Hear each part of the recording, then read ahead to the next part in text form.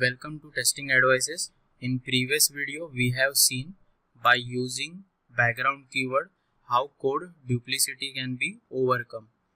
Now in this video we will learn about use of tags in order to control the execution flow. So before we begin with today's video, I'd like to pass on some instruction to all the users on Testing Advices. So if you have noticed, so I have switched to the Oxygen version of the Eclipse. So recently I have received many queries from users which basically using the Oxygen version. So I have switched to Oxygen version. So at the same time guys, you can use both the versions of the Eclipse. So as you are aware that we have created this as a Maven project. So if you install any other version of the Eclipse, so guys, what you need to do is simply browse to this file, import, open this Maven existing project, click on next, and in the browse section you need to browse where the workspace of the previous project has been located. So you can locate the project, simply click on OK. You see this POM file, you need to check that as I'm already importing into the same workspace, so it is not allowing me. But if you are using the different version of Eclipse, you need to provide the path of that project. Okay, it will identify the POM file. You click on finish and simply the project will be imported. Okay, so why I have done this? Because there I have some instruction to the users. So see guys, with each Eclipse version there are certain bugs with respect to jars, then the Java version it requires, dependency and their version in the POM files that we use. Okay, so if you see the POM file, you can see here we have added lot of dependencies and these are the versions. So you can always browse to this URL and check the stable version that I have told you in one of my POM video. Okay, so whenever you're downloading the Eclipse version, you can also see the bugs that have been raised for that particular version. So on the Eclipse official site, you can see that as well. So if there are any issues that are beyond repair in this Eclipse, so there are certain steps I want you guys to follow. The first thing you should do is go to your C users, then your user account, and within that you need to browse to this M2 folder. So as you can see, we are not importing any jars, so we have written what jars we want and the POM file is at the runtime downloading the files. So you need to delete this particular folder, you need to launch the Eclipse again, and then you need to verify if the issues are still present or not. If there are, then what you need to do, you need to browse to the help about Eclipse section, and within that you can click on this installation details. So see guys, these are the various plugins that have been installed. So in Eclipse Helium version and Photon version, users do receive issues with this Myelin plugin. So you need to check if that is updated or not.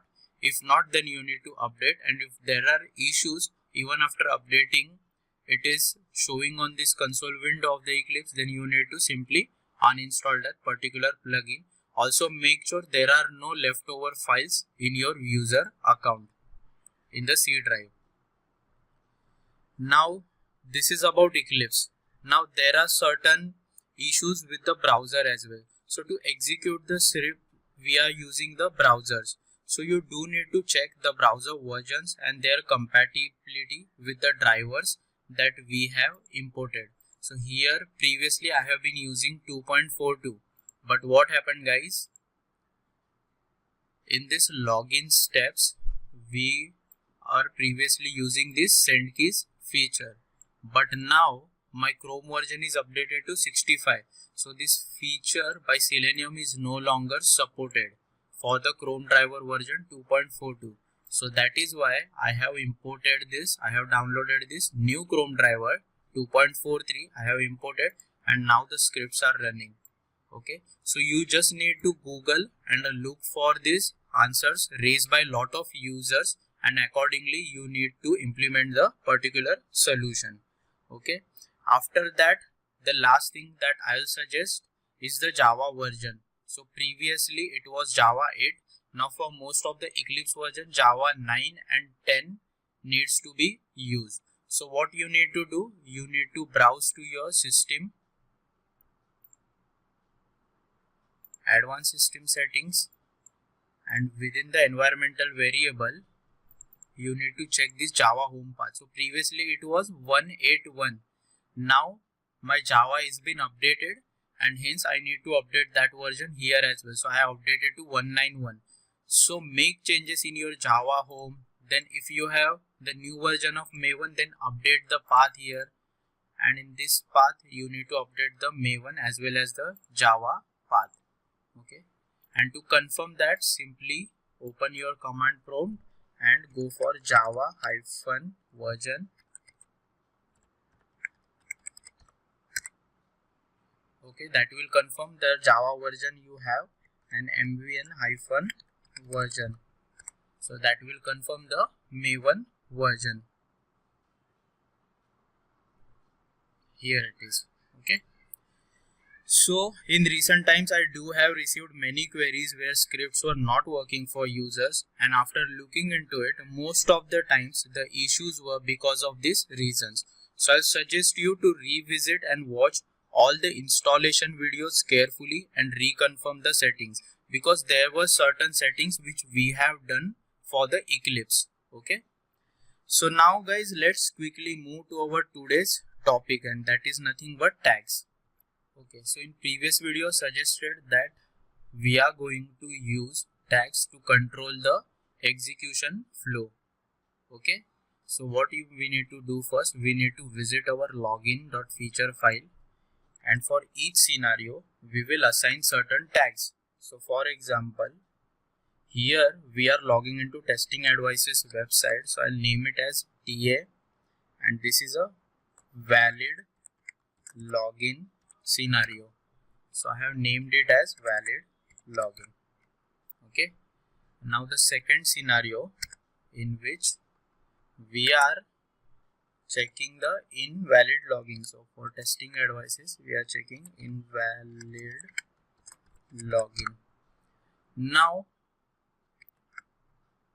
I'll copy this assign tag, and in the Mainrunner, so previously we haven't used any of the tags, so the execution was execution of this first scenario and the execution of this second scenario. What if we only want to execute some specific scenarios?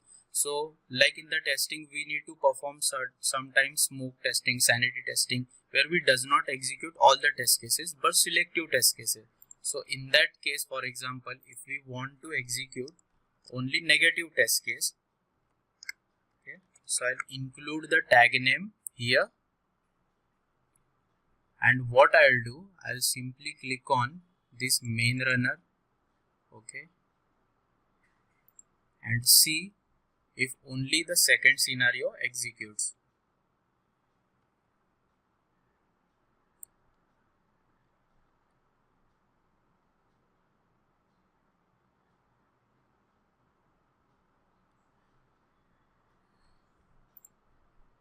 So as you can see guys, first it visits the website. So if we see our step class, so we were trying to execute the second scenario. So first it launches the browser, it implements the at before hook, okay, then it navigates to website. So I have recently changed the website URL from home page to the blog page, okay. Then it clicks on the login link, then it enters the username, and instead entering the valid password, if you can see here, it has entered, user enters a valid password, so I have done mistake here, so it should be invalid password. So user enters invalid password, so it has entered the invalid password, and then it clicked on login button and user should see error message.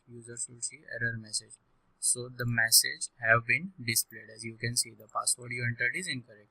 Okay, so this is how we control the execution. So all the instruction related to execution we write here, and in order to control it further we use these tags. Okay, in this JUnit you can further see the scenarios that have been passed. You can also see the individual time taken for it.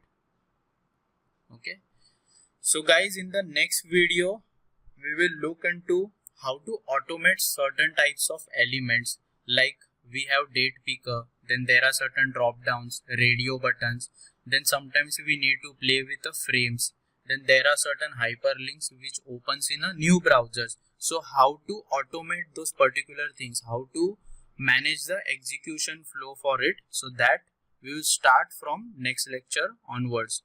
Thanks for watching the video.